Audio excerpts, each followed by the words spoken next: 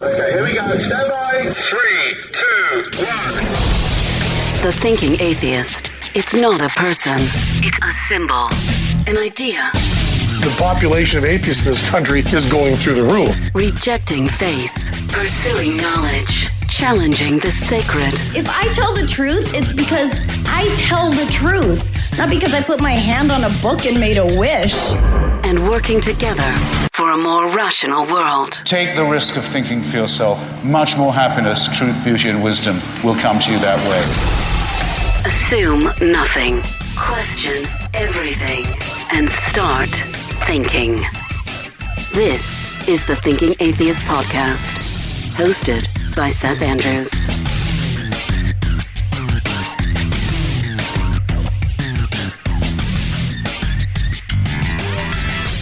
She's the author of the book called For Small Creatures Such as We. She is the daughter of the late Carl Sagan and writer-producer Andrian, and she's got a new podcast on Only Sky Media. It's called Strange Customs with Sasha Sagan.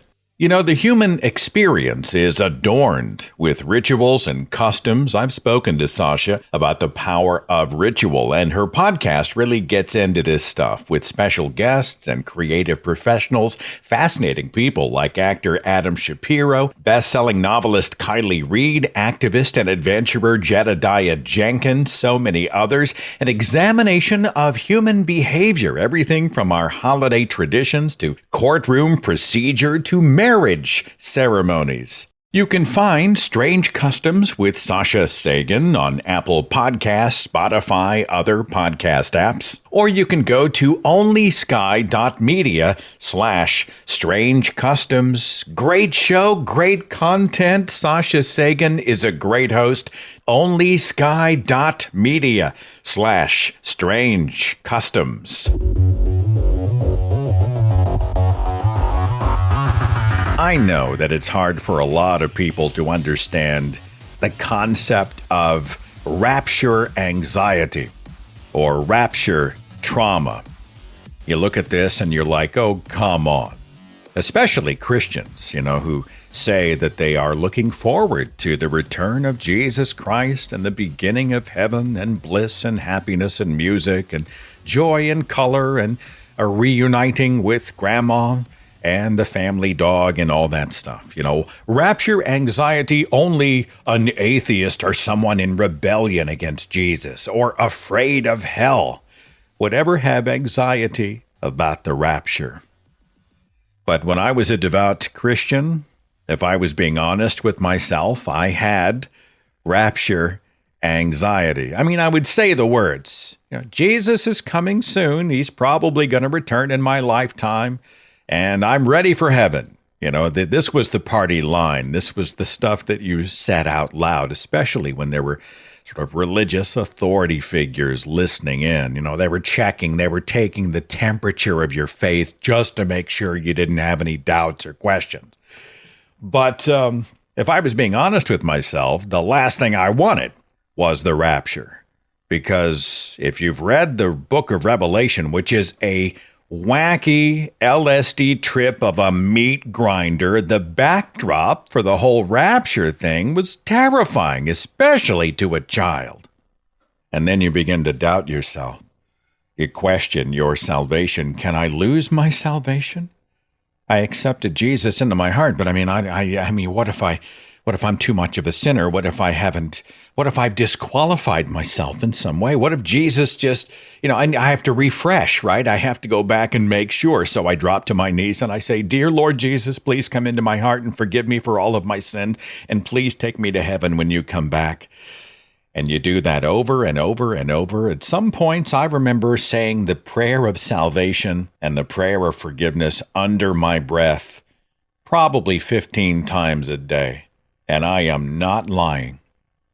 I was so terrified that I would not be worthy. If all of a sudden he came back and took everybody to heaven, I would be left behind. And they showed apocalypse movies to the children, and there was a popular song about the rapture by an artist named Larry Norman, total hippie. This was the Jesus movement, and he wrote this song. Let me just read some of the lyrics for you. The song said, "Life was filled with guns and war, and everyone got trampled on the floor. I wish we'd all been ready. Children died, the days grew cold. A piece of bread could buy a bag of gold. I wish we'd all been ready. There's no time to change your mind. The sun has come, and you've been left behind. A man and wife asleep in bed. She hears a noise and turns her head. He's gone. I wish we'd all been ready. Two men walking up a hill. One disappears, and one's left standing still. I wish we'd all been ready. There's no time to change your mind. The sun has come, and you've been left behind." There was an article in Vox that was published in October of 2022. The title was "Rapture Anxiety is Real, and You Just Might Have It." The article says, "Picture this. You're 9 years old, you've been playing outside for a while, and come back in for dinner. But hang on, where's Mom? You call her name, no answer. You check every room, she's not there. You start to panic. There are a lot of possible explanations, but one reigns supreme in your mind. She's been raptured. She's been taken up to heaven by God. And you, either through some divine hiccup in the paperwork or a sin you somehow forgot to atone for, you have been left behind. Sound familiar? Well, if so, never fear. You're pretty normal. In fact, mental health experts have coined a term for such experiences. That term is rapture anxiety. It's being considered a type of religious trauma by both therapists and some religious experts, brought on by growing up in a home with an excessive focus on certain end times theology. Darren Slade, the president and CEO of the Global Center for Religious Research, told CNN, "This is a real thing. It's a chronic problem. This is a new area of study," he said. But in general, our research has revealed that religious trauma leads to an increase of anxiety, depression, paranoia, and even some OCD-like behaviors. I need to say this prayer of salvation so many times. I need to confess my sins so often.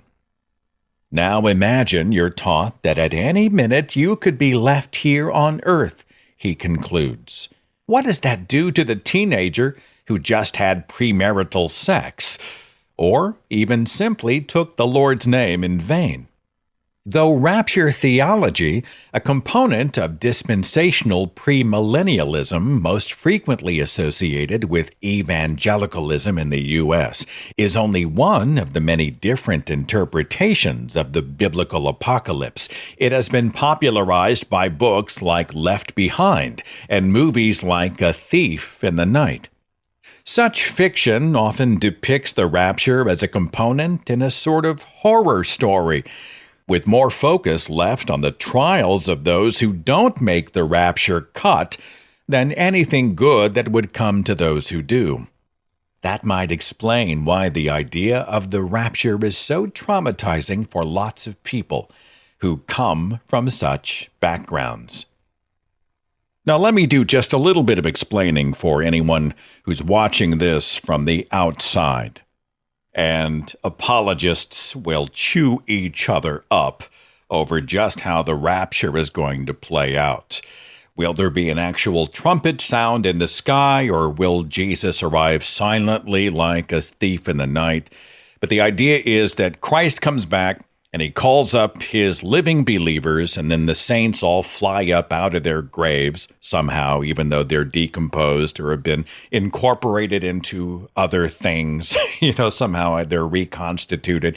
Grandma's urn on the mantle. I guess her ashes will become human and she'll fly up. And everybody meets Jesus in the sky. And then he takes everybody up where they will give an account for how they lived their lives and how they used the gifts given to them by God.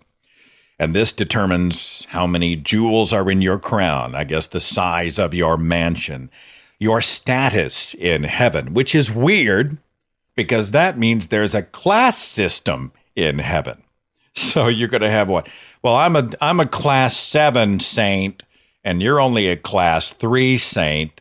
So get your ass out there and mow my lawn kind of thing. I mean, why would there be a class system in heaven? But anyway, you are giving account for your deeds or the lack of deeds from your time as a believer on earth.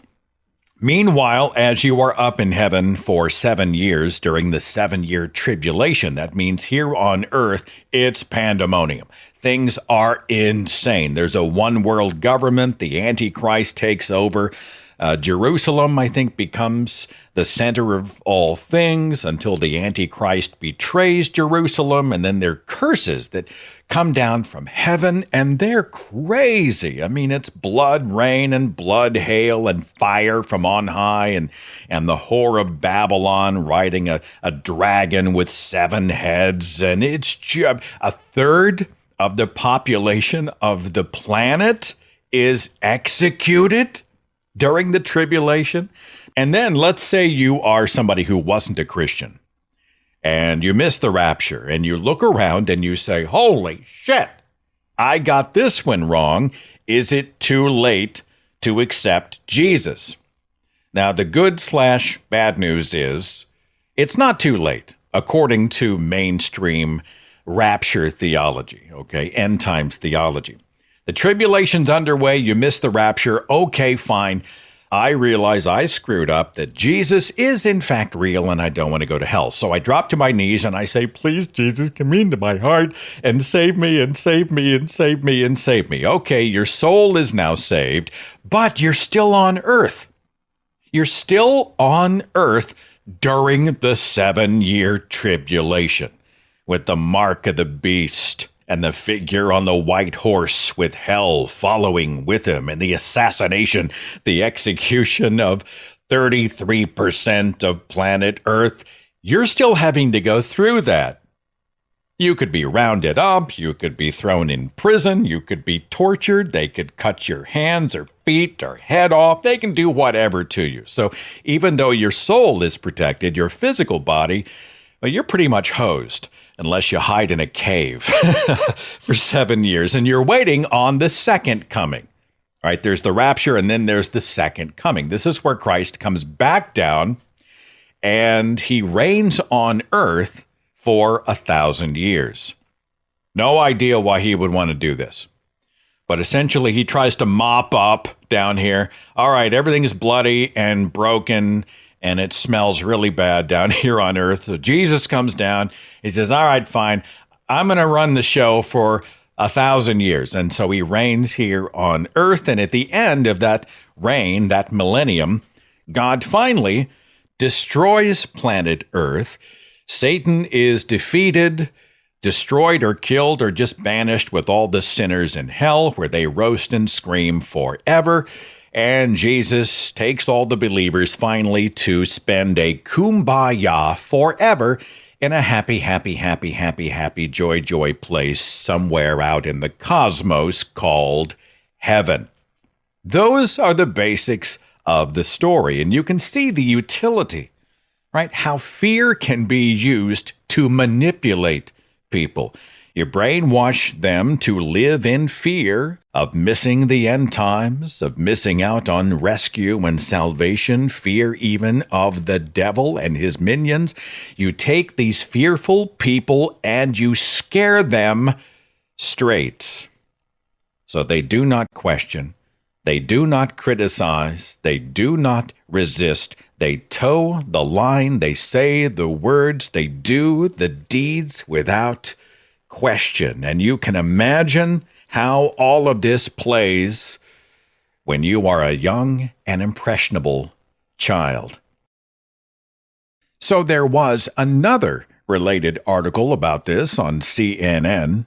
It was titled, "For Some Christians, Rapture Anxiety Can Take a Lifetime to Heal." And there was a name I recognized, somebody I follow on Twitter, April Ajoy, and I knew we had to talk. So April joins us here. Hi, thanks for coming. Hello, thanks for having me. So I wasn't the only one. I wasn't the only kid that was whispering, "Please, Jesus, forgive me for all my sins and don't let me go to hell." You were doing that too?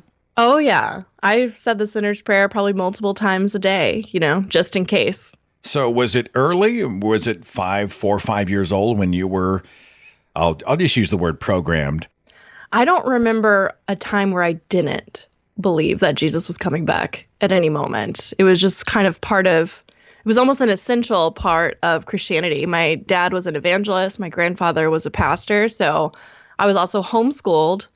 So I pretty much lived and breathed church, and it was very Pentecostal. It was charismatic.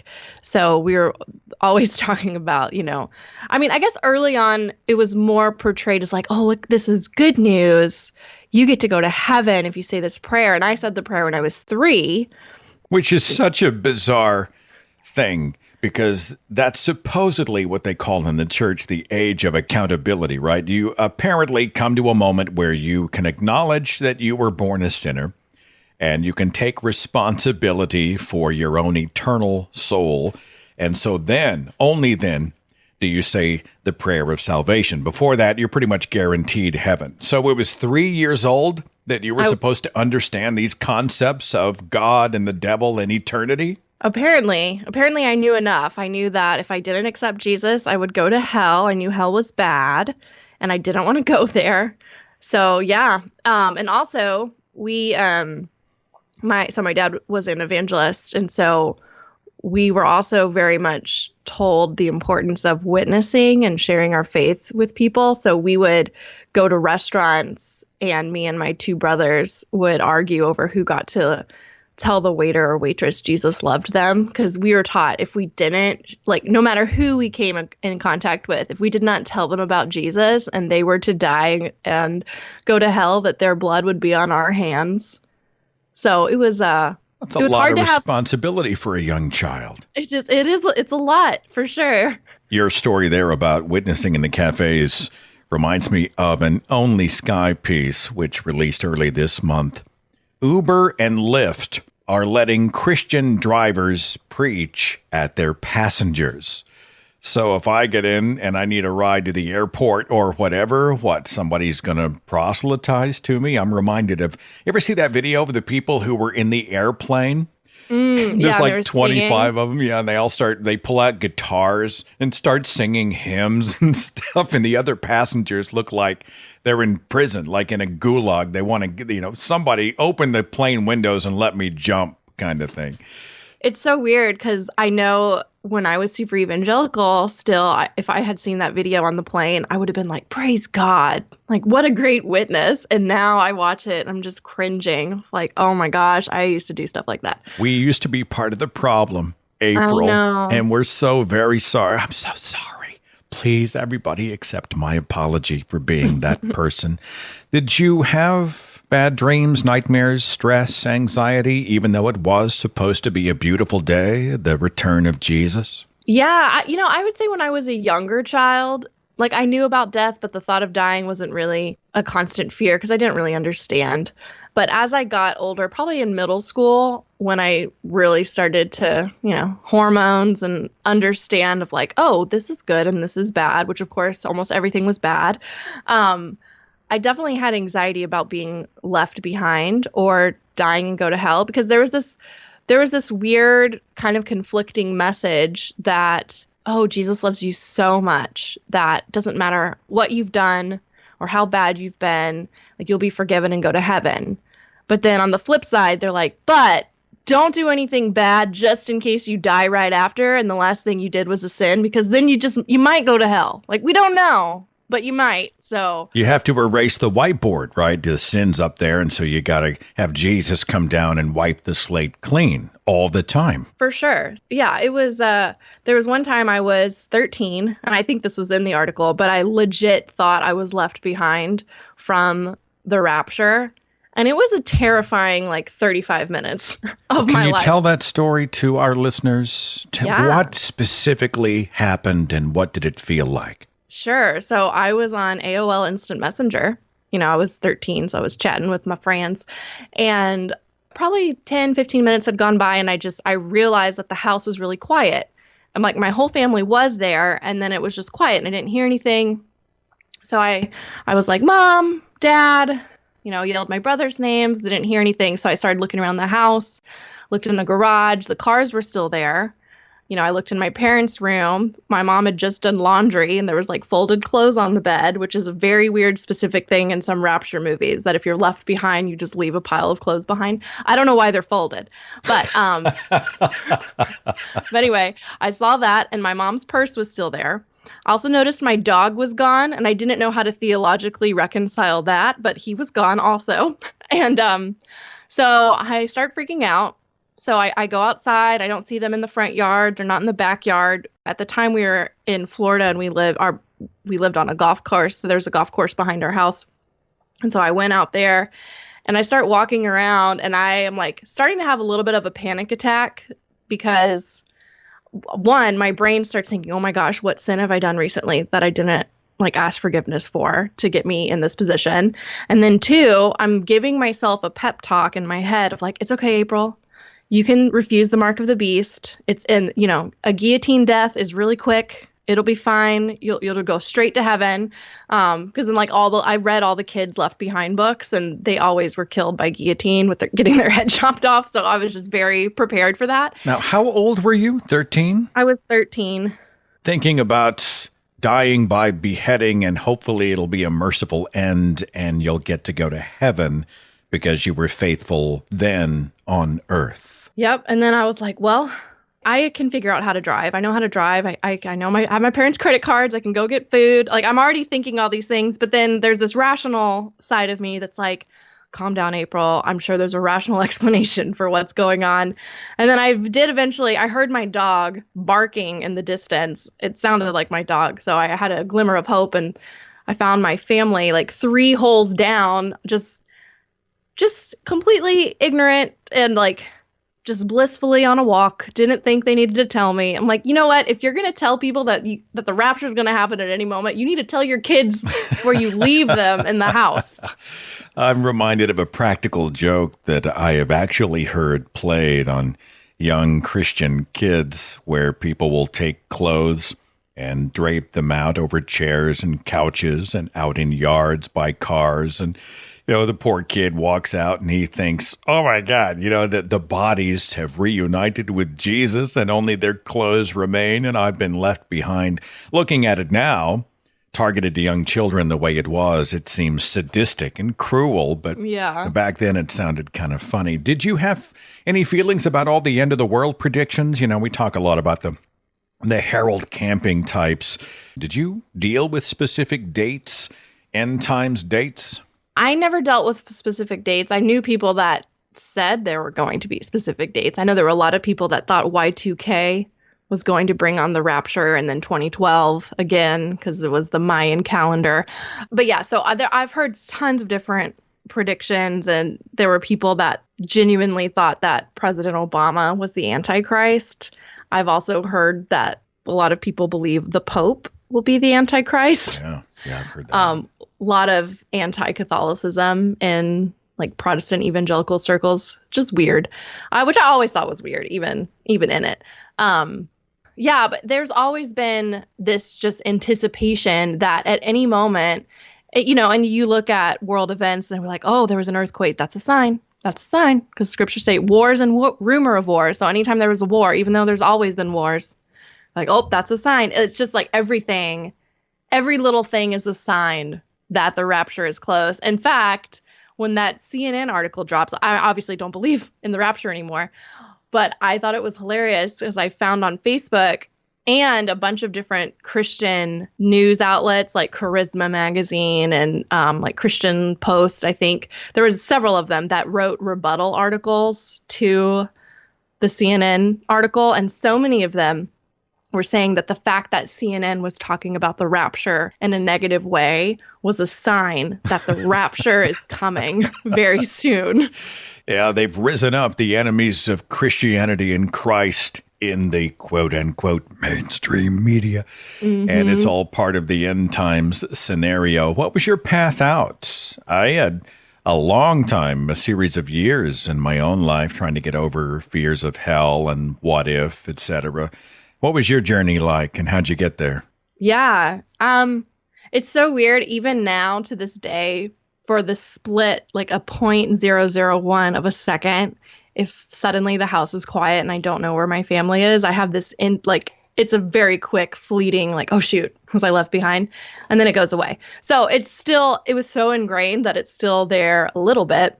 But I don't believe in hell. I don't believe in the rapture anymore. And I guess it was a slow process, but hell was honestly one of the easiest things to let go for me because it didn't make sense, especially in a faith that claims that God is love. I just logically one day was like, you know what? It was Rob Bell. I read Rob Bell's Love Wins book, and I was like, this works. Because if God is love, hell cannot exist. Like, end of story. Well, if I can do my due diligence for those who aren't familiar with Rob Bell, he was a major mega pastor. And I guess it's been 15, 20 years or so. He came forward and said, I don't think a loving God would ever create hell. This makes no sense, right? He'd come to the same conclusion that you had.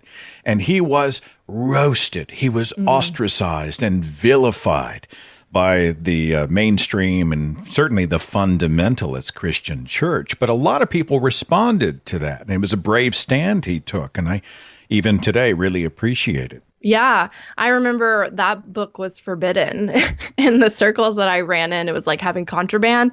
And actually, my spouse had the book, and it was in our house during the pandemic. And I saw it. I was like, you know what? I'm going to read it. Now's the time. I'm going to read it. So I felt like I was sinning by reading his book.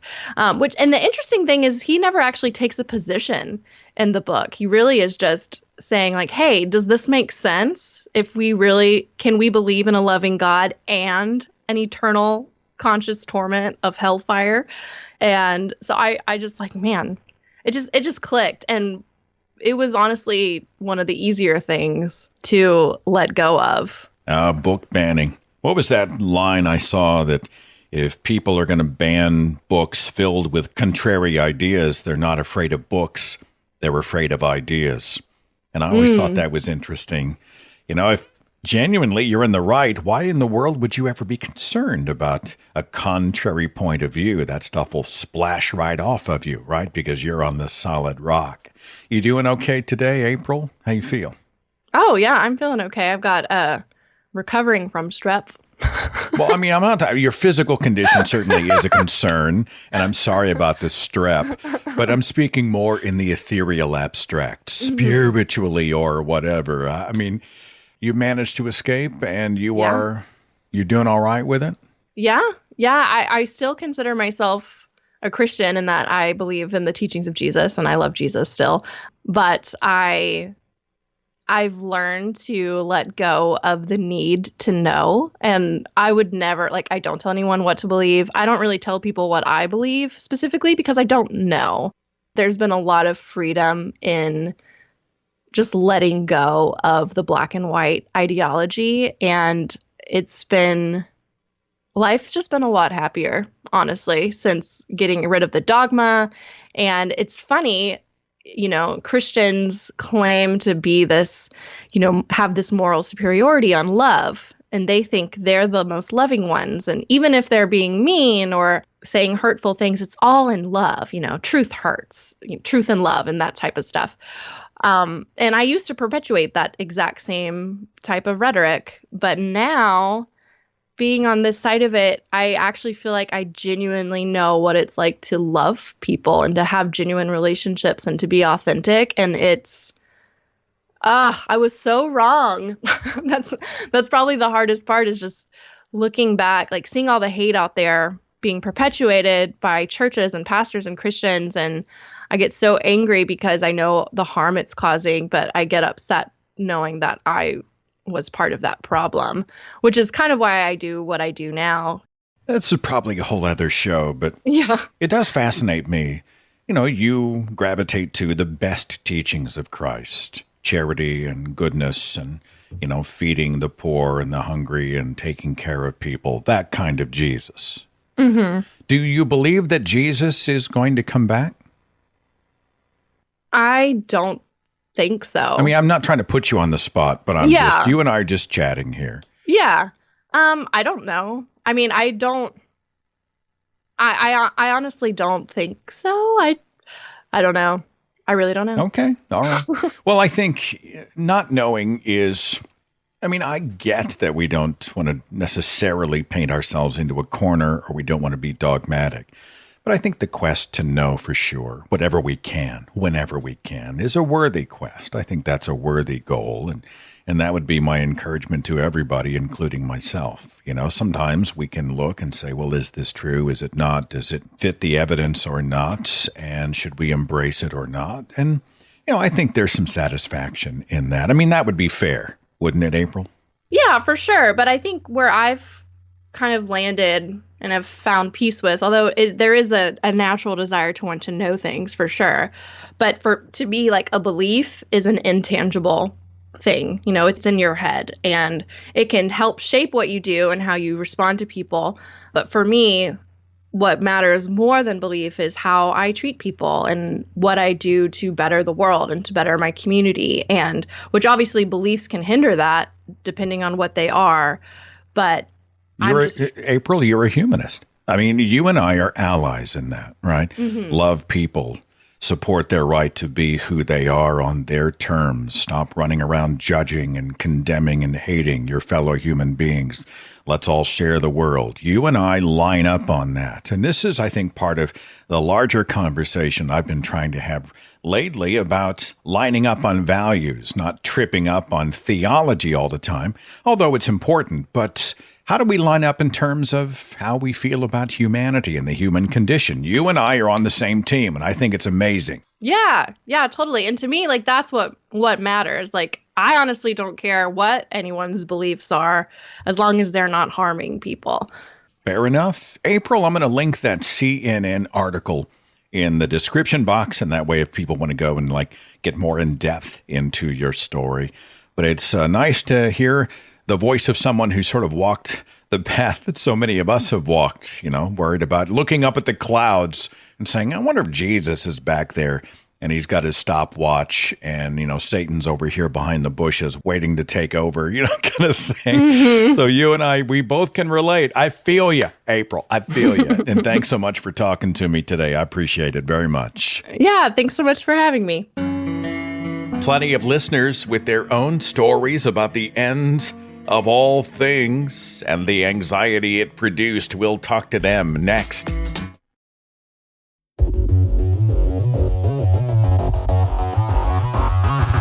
So thankful for your support on Patreon. You get the show early and commercial free, and honestly, it just makes a big difference. It allows me to do what I do. And if you'd like to become a patron, it's patreon.com/Seth Andrews.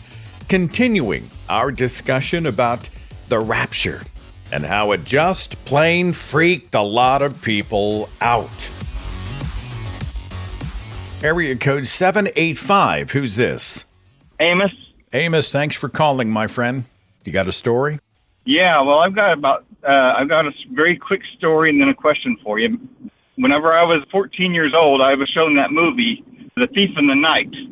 And being a person who loves horror stuff, I actually rather enjoyed it, except for the part that, to me at that age, I believed it to be true. So the next morning, my foster mother takes the little ones to go grocery shopping, doesn't even tell me about it. So I wake up, everybody's gone, and I'm scared shitless, thinking that I had just been left behind. I tried calling the neighbor didn't answer. I called another neighbor, that neighbor didn't answer. I was scared. when they finally came back, I was in tears and like shaking, and I mean, it was a nightmare. And I haven't seen that movie since, by the way, because I don't know if I'm traumatized by it or not, but it gave me rapture anxiety. And even now as an atheist, I kind of still sometimes feel it. And this is where my question comes into play. I have a friend who answered it already, but I want to see if your answer is near the same. But I studied all that stuff. I studied rapture. I studied all that stuff. And every so often I see something that could fulfill a prophecy, that fulfills one of those. And that's where the rapture anxiety starts to come into play again. Like where all these different leaders and stuff that might have attributes of the Antichrist and stuff like that. How do you approach something like that? How do I approach the claims of fulfilled prophecy? Because there's some sort of serendipitous convergence. People and places seem to be coming to pass. I know it's not true. I know that for a fact. But still the hardwiring is in me. You know what I mean? I think it's natural for people who have been indoctrinated to, echoes of that. But, fulfilled prophecy is one of those things where, first of all, and I just narrated the Atheist Handbook to the Old Testament Volume 2, which goes through failed prophecies throughout the Old Testament. And so everybody who's talking about fulfilled prophecy, either they're projecting common attributes onto some pet icon, it's the Pope, he's the Antichrist, or these alliances, or the UN is going to produce the Antichrist because the UN bringing nations together is going to form a one world government. And, we were trained to fear a world coming together as part of the human condition. Yep. No, God is American. God loves America. But I mean, if you look at the predictions, they're always conveniently vague. And I think with as many human beings as there are on this planet, where are we at? 8 billion times how many generations through history, you are going to find some people who have attributes that have been referenced somewhere in history or myth or both. It doesn't mean that those predictions have come true. And we also have to remember that the book that they're rooting their predictions in also says that donkeys spoke Hebrew, people lived underwater inside fish, and that humans lived up to 1,000 years. So we consider the source. I think we can move on. I have to tell you, you're very close to what my friend said. He said that making prophecies like throwing a bunch of stones to hit one bird. You're increasing your chances of hitting that bird by throwing multiple stones, but many of those stones are still going to miss. That's pretty good. We count the hits and ignore the misses. And I think that there's confirmation bias at play. There's the desire to believe, pattern seeking, our brain's connecting dots, sometimes dots that aren't supposed to be connected, random events that sometimes line up to appear purposeful or planned or destined in some way. Our penchant for meaning making, which is a human thing. Like we look around scanning all the time for meaning. But none of that makes the roots of prophecy valid. And, prophecy is always retroactive. My favorite is when people say, well, this in the New Testament validates what they predicted in the Old Testament. And I'm like, if I was to write a book in the year 2023, and I had in my possession a reference book from 1923, 100 years before, how hard would it be for me to align the streams? Right. All right. Thank you. All right. See you later. Bye. There is a great website called AfterTheRapturePetCare.com. I am not kidding. The homepage says, Dear fellow Christian, as the Apostle Paul describes in Thessalonians, at some point in the future, Jesus will come in the air. That sounds naughty, by the way. Jesus will come in the air, catch up the church from the earth, and then return to heaven with the church. This is known as the rapture, and it will be glorious. But what of our pets? Who will take care of our pets when we're gone? I'd like to help answer that question. First, let me tell you a story. The idea came from seeing someone else's joke. An atheist created a site in England that said she'd take care of Christian-owned pets after the rapture. had asked for 70 pounds as a donation. She promoted it as a joke, and it virally made the rounds among non-believers who enjoy making fun of Christians. My husband saw it and told me about it. Admittedly, it seemed funny. I told my friend Carol, who's not a Christian, and she brought up a question. Hey, if you get raptured, what happens to Petey? It was an excellent question, and I didn't have an answer. A couple weeks later, Carol came back and suggested we start after the rapture pet care together. She said she had asked several Christian friends the same question she'd asked me, and every one of them would pay for a service to ensure the care of their pets after the rapture. I had also asked some fellow Christians their thoughts, and in every case, they wished there was a way to prepare for their pets' survival. Now, let's just pause for a second. They are admitting that God would allow this scenario. He would swoop the people to heaven, and he would leave the dogs and cats and iguanas and parrots and snakes and whatever to starve to death in their homes. Anyway, to make the long story short, after the rapture pet care is apparently a database of atheists who have agreed to take care of the animals once the believers get raptured, or, supposedly. I'm sure the atheists are like, wink, wink. Yeah, we'll handle it. Pay us a stipend, put something in escrow. And if you go up to heaven, yeah, we'll take care of little Petey. But this, I was like, this is a Poe. It's a satire site. This has to be a joke. It looks real. It looks real. The website says we have created a database structure on multiple secure servers with multiple locations online and password protected backups. This is a database of atheists who are going to come and save the animals when Jesus leaves them all to die horribly. What the hell is wrong with people? What was the title of my most recent book? Christianity Made Me Talk Like an Idiot. And sometimes think like an idiot. 901, are you with me? What's your name? Hi, it's Colin. Colin, thanks for being on the show. We're talking end of the world stuff. What do you think? Well, you're going to have to bear with me. I'm in a bit of a sad time. I just dropped one of my favorite coffee mugs. It has kitty cats on it. So I'm sorry to hear that. I'm sorry for your loss. I really am. Thoughts and prayers. Thoughts and prayers. What else you got, brother?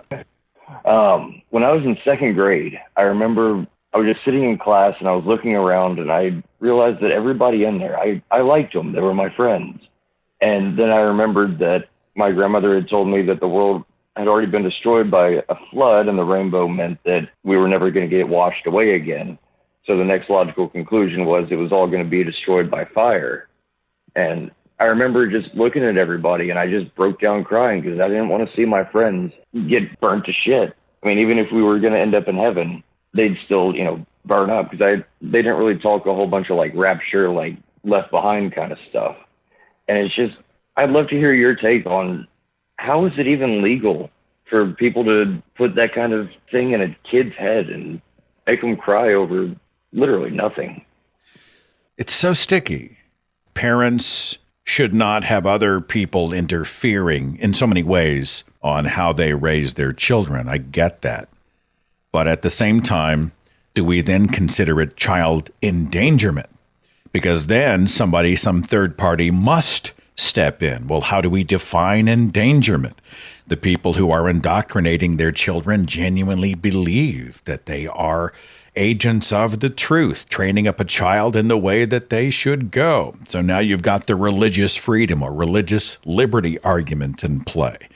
How would you or I feel if we were raising free thinkers And somebody came in and just decided, well, no, you aren't allowed to do that. You must teach them this way. It's so freaking messy. But I feel your frustration because I think it robs children of the right to grow up without hell anxiety and without magical thinking that might affect them negatively in other areas of their life. You know, some of these people, they're inhibited forever.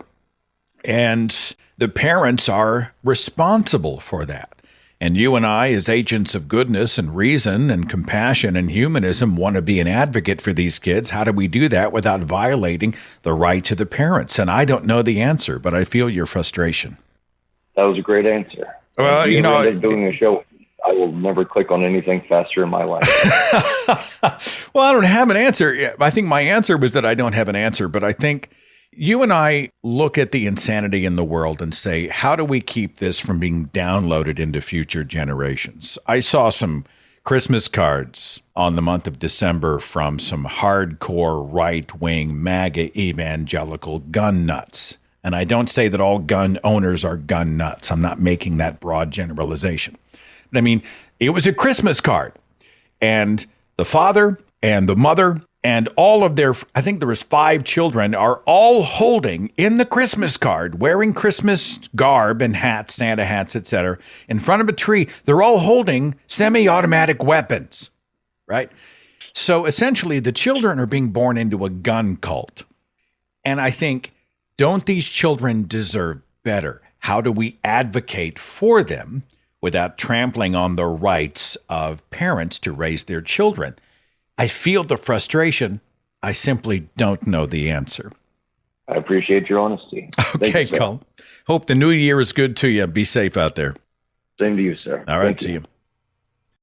You may be a lot smarter on this question than I am. I do fall on the side of it being psychological abuse. You know, psychological abuse is abuse. If you indoctrinate an impressionable, trusting child to believe that people who don't do this are going to burn forever and scream and writhe and it will never, ever, ever end. And right now on Earth, there's a devil in the dark and there are monsters coming and the apocalypse is coming and squillions of people are going to die and there's going to be blood moons and hail and, you know, all that stuff. You can really scar someone, often for the rest of their life. I call that abuse. That's just how I fall. But in a free society, where do you draw that line as to intervention? Who draws the line? How do you enforce it? What blowback might it have on everybody else who's trying to raise their children in a free society? And I just don't have an answer except to live our own lives, critical, skeptical lives, condemning this damaging doctrine vocally, so that hopefully these children will one day see and hear us and realize there are other points of view and perhaps feel empowered to ask questions and even rebel against the dogma. That's all I've got, but maybe you've got a better answer than I do. Maria. Hi, Maria. Thanks for calling. Hi. Thanks for taking my call, Steph. You bet. I'm so happy to talk to you. You've been my light since I'm deconstructed. I just can't believe I get to talk to you. It's so funny. For Christmas, Natalie bought me a one of those headlamps that you use to go, like, you know, do work in, I guess, under the baseboards or in the dark recesses of the attic. I saw that picture. And I posted saw that. I'm like, I'm here to shine a light in the darkness. You know, I'm going to be a superhero with this thing. Hey, Maria, what's on your mind? What do you want to talk about? So I'm 65 now, but in high school, and I was raised a Roman Catholic, and I mean very traditional Roman Catholic, you know, Pope and confession and the whole 9 yards. And in high school, we had this French teacher that took over for a retiring French teacher, and she was a Jesus freak, and she kind of enlisted us, I guess. And when you're in high school and impressionable and not a very popular kid, this is where religion gets you, right? They offer you community, they offer you Jesus' love, and this is a public school. I had never heard of Rapture because Catholics don't do that. We didn't do Rapture. I had no idea what that was. So this particular French teacher, who was like not much older than us, like 28, and she started having prayer meetings in her home. And it was me and 4 of my closest friends, and we all ended up going to her house. So she starts doing this rapture stuff and starts, and then all of a sudden all the Catholic stuff in me is grabbing onto all this Jesus cult stuff. And it's just going, the Catholic stuff is like, this is not what I was taught. And so I started preaching to my mother, which was a really bad thing to do. So and she's like, I don't know what you're talking about. And this teacher, as far as I'm concerned, she kind of ruined my whole high school years because we were those religious kids, the nuts, and you don't get to do much of anything. And they had all these clubs. And then on top of everything else, and this is a public school, she started Youth for Christ. Have you heard of that one? Oh, yeah. So she started a Youth for Christ chapter, and we were all in it. And in the school cafeteria, we had a great big billboard. You can decorate it. All of the school clubs would decorate it at some point. You had your rocketry club. You had your future librarian club. And guess what we put on that billboard? Rapture is coming. Are you ready?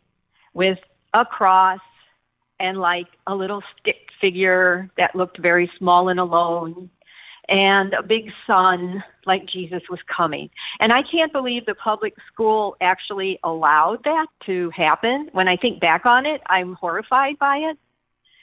And I don't know, she kind of put me at odds with my own family, but I just feel like she ruined my entire high school experience because we were just sucked into it so deep. And I feel like everybody in the school was basically laughing at us and just pretty much avoiding us. Anyway, that was it for my rapture. There's an organization called Gospel Billboards, and they put up these big billboards in cities all across the United States that say things like, where are you going, heaven or hell? And the hell side of the billboard is actual flames. And then there's an 800 number. It's 834 truth.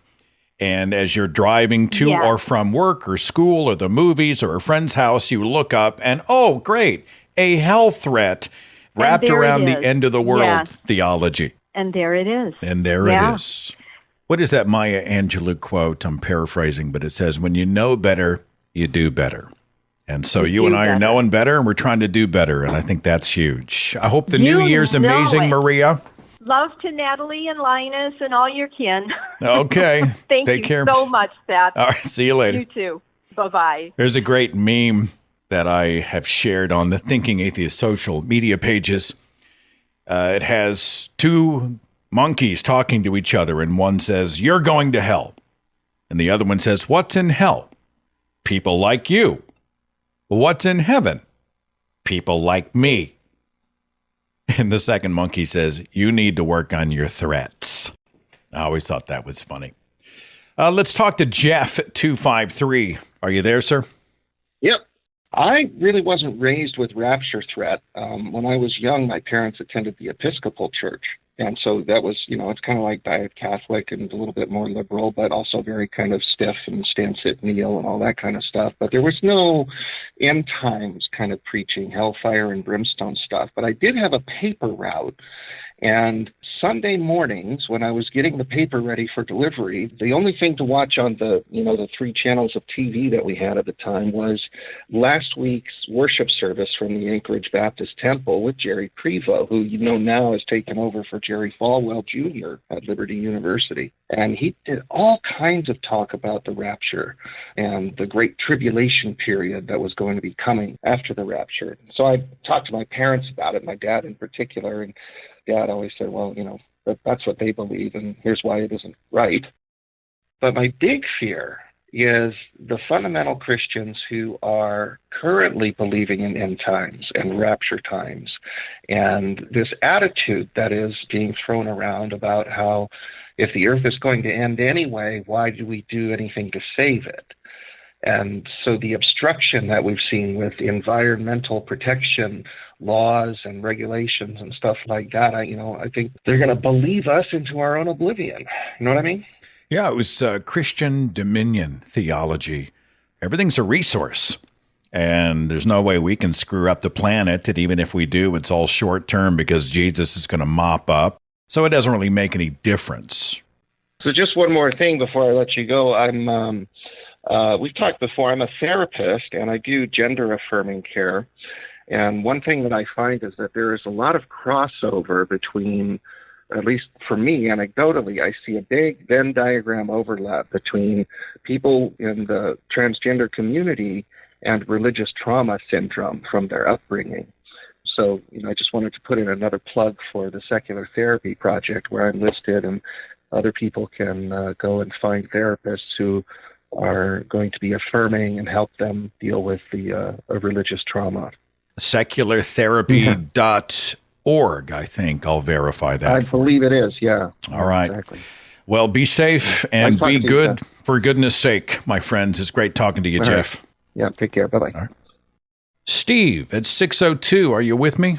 I am with you. How are you? I'm well. What's on your mind? So I grew up Roman Catholic as well, and did have some Protestant overlap. But I feel like those of us of a certain age were also growing up because of the Cold War, worried more about Armageddon. So I was less worried about the rapture than being within the blast radius. Mm. I grew up near New York City, so, that was like, if New York goes, I'm going anyway, so, oh well. But after they aired the day after, in 1983, I was making my parents store canned goods in the basement, like we were going to survive. And that seemed to be like an ongoing theme. And what I noticed about even the kids around me, that was more what we were worried about than the rapture. And then when I deconverted and was coming out of religion, you read a lot. And I always thought, and I'm hoping you can correct me or inform me, I always thought that even the people who get raptured were a subset of the population. So when I hear about the pet care thing, and I actually shared the link when you shared it, and my friends and I joked about it, religious and non-religious alike. But it seems to me that that's like super arrogant to think that you're going to be the one that's raptured when there's only supposed to be X number of people out of 8 billion at this point that are going to get to do that you even need to worry about it. Like, at least when I was 13, I was like, well, if we survive, we're going to need food rather than, and of course we had dog food for the dog. Everybody was going to make it somehow. But, as far as the rapture was concerned, it was either you were in or you were out, and that was pretty much it. So I just wondered what your thoughts were on that, since we're about the same age. I mean, I was born in 68, but the Cold War was still going 70, on. Yeah. All right. The superpowers were still sort of jockeying for position. We saw thousands upon thousands of planet devastating mass murder bombs pointed at each other from across the ocean. And we thought, this is a sign. One day Armageddon will be unleashed. And we saw it as literal fire, probably at the end of an ICBM or something like that. But as far as the finite number of people who were raptured, I think that's an example of how people can't even agree on the basics of their own theology. There are people who believe, right, the 144,000, which I think was also a Jehovah's Witnesses deal. The 144,000 are chosen for something. There were other people who believed that the tribulation didn't happen until after the millennium. And then there are other people who say that the tribulation happens before the rapture. This is known as pre-trib, post-trib, and a-trib theology. And the apologists are insane on this stuff. So I think what you brought up is an example of humans projecting their own biases and conjuring their own stories when it comes to the end of the world. It's, I think, another great example of why it's all a bunch of crap. Yeah, absolutely. Absolutely. Yeah. Steve, we survived the Cold War. Like, so far, you and I have managed to not get nuked. And I think that's a sign. That's a beacon of hope that we can grasp onto. I agree. But what sucked about it is I didn't think I would make it past 30 for a long time. And now here I am in my 50s. So, I've had to readjust for that too, even if it wasn't the rapture. But yeah. Should have opened that savings account. All right, brother. We'll see you later. Yeah. All right. Anybody remember the movie Beneath the Planet of the Apes? Talk about a jacked up movie. When did Beneath come out? Can somebody go look it up for me in the chat? Beneath the Planet of the Apes I think has humans and the apes coexisting in some way. I'm doing this from memory. But there's a giant statue, and this is, I think, the lawgiver of the apes, and the statue rains blood on a forest, and there are apes that are crucified, and then there's like a bomb cult. There's an atomic bomb cult, and they say chants, mantras to the almighty bomb. It's jacked up. It is jacked up. But it's no more jacked up than American MAGA evangelicalism in the 21st century. I'm just saying. Let's talk to Benji at 970. Are you there? Hey, Steph. What's going on, bro? Oh, just thought I'd share. I can definitely relate to a lot of the callers who were talking about freakouts in the home when they'd wake up and the whole family was not there for some reason. But I also wanted to share one. This kind of plays into the last caller talking about how it can those kind of beliefs can kind of build on like psychiatric issues, psychiatric disorders and the like. Because when I was a kid, I was going to an unaccredited private Christian school where they replaced a lot of like the typical curriculum with biblical type of studies. And so for our sociology, it was a divine revelation of hell. And they would read that to us in class.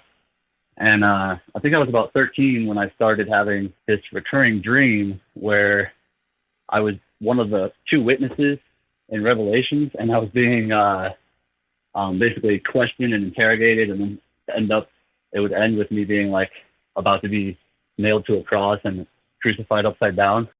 So pretty brutal nightmares as a child. And of course, when I would tell people about this, they wouldn't try to discourage that in any way. They would actually like encourage me to try to explore that more. And so, yeah, it definitely had some effect on me. So they didn't say, it's just a dream. They said, this is a part of your consciousness that may be telling you something and you need to dig deeper.